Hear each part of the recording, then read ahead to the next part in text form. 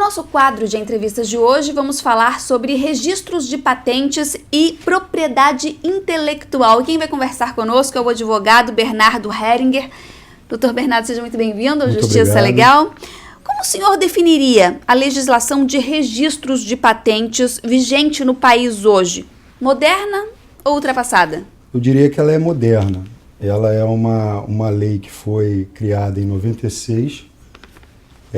A sua criação foi um resultado de um acordo internacional realizado em 94 pelo Brasil, chamado Acordo de TRIPS, que é sobre propriedade intelectual, e o Brasil se comprometeu a modernizar a legislação nessa área, e assim o fez através da Lei 9.279 de 96, que atende bem ao que se propõe. Eu acho que o maior problema hoje em dia na questão relacionada à propriedade intelectual são problemas estruturais e não problemas de legislação. Para você ter uma ideia, hoje em dia, para você conseguir uma patente no Brasil, um processo de patente pode levar até 10 anos. 10 anos? 10 anos, enquanto que nos Estados Unidos a média é 2 anos e meio. Então isso causa muita insegurança para quem está pleiteando uma patente. O Instituto Nacional da Propriedade Industrial é o órgão que controla esse tema? É o órgão que controla esse tema. É uma autarquia federal vinculada ao Ministério do Desenvolvimento e é o responsável pelo trâmite dos pedidos de patente. Para quem está em casa, então, poder entender um pouquinho mais, para a gente ser mais didático, um funcionário que elabora um programa de software, por exemplo, para uma empresa onde ele trabalha, onde ele é registrado, que no caso detém a propriedade do programa ou o direito dessa criação, podemos dizer assim, certo. O funcionário da empresa ou o dono, ele detém esse direito? Quem detém o direito é o empregador. Se esse funcionário, a atividade dele é o desenvolvimento de software para aquela empresa, quem detém o direito de propriedade é o empregador dele.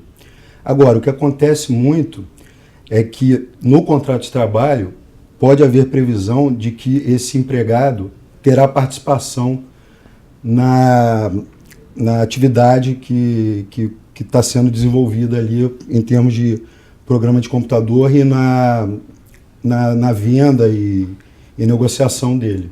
E se ele trabalha como autônomo, por exemplo? Se ele é contratado para desenvolver o software... Sem registro em carteira? Sem registro em carteira. Ele vai estar prestando um serviço. Ou seja, qual seja o serviço? Desenvolver um software para aquela pessoa que o está contratando. E a propriedade vai pertencer ao contratante. Caso esse funcionário ele saia da empresa, ele poderá levar esse programa com ele ou ainda assim não? Não poderá levar. Nesses casos que eu falei anteriormente, ele não poderá levar. Só se tiver havido um acordo prévio de forma diferente. Né? E se, por exemplo, o funcionário saiu da empresa, ele tem o programa com ele, foi ele que criou, certo. Mas ele começou a adaptar o programa. Ok. Fez algumas modificações. Isso pode garantir a ele? Sim, se ele modificou, sim. Depende se essa modificação utilizou recursos do empregador, continua o empregador sendo o proprietário. Se não utilizou, pode sim ser considerado.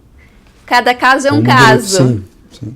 O que fazer caso queira registrar como proprietário intelectual e descobre que já há um registro semelhante? Pode ocorrer duplicidade no registro de uma patente, por exemplo? Não pode ocorrer. Para você registrar uma patente, você tem que atender a um critério chamado de novidade. Se já existe uma patente registrada, é porque não tem novidade.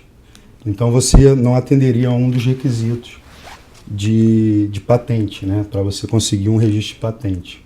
De forma alguma? De forma alguma. A patente ela é de dois tipos, tá? Você tem a patente de invenção e a patente de modelo de utilidade. No caso, se o produto é semelhante e ele traz alguma melhoria para o funcionamento de uso ou de sua produção, ele poderia ser patenteado como modelo de utilidade, ou seja, você pegar um objeto que já existe e você melhora o funcionamento de uso dele ou a forma pela qual ele é produzida. E aí você pode patentear isso. Ocorre muito? Ocorre. Tem bastante registro desse tipo. Certo. Quanto à propriedade industrial, ouvimos falar da indicação geográfica, o IG. O que isso significa para quem está em casa poder entender? Ok. A indicação geográfica, ela está prevista na Lei 9.279, que é a Lei de Propriedade Industrial. E o que ela é? Ela é o seguinte, é a possibilidade de você usar um nome geográfico de um país, de uma cidade ou de uma região para identificar um determinado produto. Isso vale para serviços também, tá? Mas vamos falar só de produto. Quando esse local onde ele é produzido é notoriamente conhecido como produtor de um determinado produto. Então você pode utilizar o nome geográfico desse local para identificar o produto.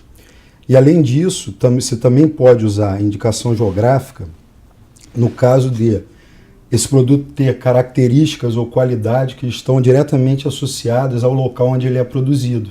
Tem algum exemplo para a gente? Tenho alguns exemplos. Tenho até um exemplo aqui de Santa Catarina, que é o vinho do Vale da Uva Goethe, que já tem o selo de indicação e que só aquela região ali pode divulgar essa denominação, né? Certo. Quais as vantagens que se tem em obter esse IG? A primeira vantagem é uma vantagem de agregar valor ao produto. Agrega bastante valor ao produto. Os produtos que têm esse selo de indicação geográfica, esse certificado de indicação geográfica, são produtos muito mais valorizados no mercado. A outra vantagem é uma vantagem socioeconômica. Ela traz desenvolvimento para a região onde os produtos são produzidos. Ela traz um aumento no turismo e eu diria que uma vantagem também para nós consumidores é que nós teremos a certeza de que estamos adquirindo um produto de qualidade, né? Então, no meu ponto de vista, são essas as vantagens que a indicação geográfica traz. Né? Demora para se conseguir? A indicação geográfica demora um pouco. Pode levar uns 8 anos para você conseguir até. Cada caso é um caso. Aí entra naquela questão... Está junto com a patente ali, exatamente, que leva de até 10 anos. Isso, exatamente. Entra na questão estrutural, né? Da falta de estrutura nas questões de propriedade industrial. Né? Em Santa Catarina, na sua opinião, quais produtos poderiam receber essa certificação? Olha, tem um produto aqui que me chama muita atenção, aqui da nossa região aqui, que são as ostras. As ostras? Eu acho que as ostras da região de Florianópolis, ela tem um potencial enorme para ser certificada. Santa Catarina é o maior produtor do Brasil? É o maior produtor, responde por, salvo engano, por mais de 90% da produção. Então é um produto assim que tá pedindo para receber um selo de indicação geográfica. O que falta para Santa Catarina conseguir ter esse certificado relacionado às nossas ostras? Ok, falta, eu acho que uma mobilização do setor e organização. Eu acho que o setor produtivo de ostra, ele ainda é muito desorganizado, no sentido são várias associações que não se comunicam muito. Então, eu acho que falta justamente haver essa liderança para dar início a esse processo de indicação geográfica. E o que seria preciso? Como é que funciona dar início a esse processo? Teria que ser através de uma associação dos produtores, né? Eles entrariam com um pedido no INPI, é feito no INPI, que faz essa certificação, e o que falta é justamente essa questão da organização, porque se organizando eles podem fazer o pedido para o INPI. Doutor Bernardo, para a gente finalizar, o direito autoral, ele não se contradiz à propriedade intelectual? Não, A propriedade intelectual, ela na verdade é um gênero, do qual fazem parte o direito autoral e a propriedade industrial. Então são propriedades que derivam da produção humana, né, da produção intelectual humana, e só que são tratados de forma diferente. Por exemplo, o direito autoral, a lei não exige que seja registrado para que seja reconhecido os direitos que dele são gerados, né, através da produção literária, artística ou científica, né. Já a propriedade industrial tem que haver o registro, né. São vertentes diferentes. São vertentes diferentes, mas todas são consideradas propriedade intelectual, né?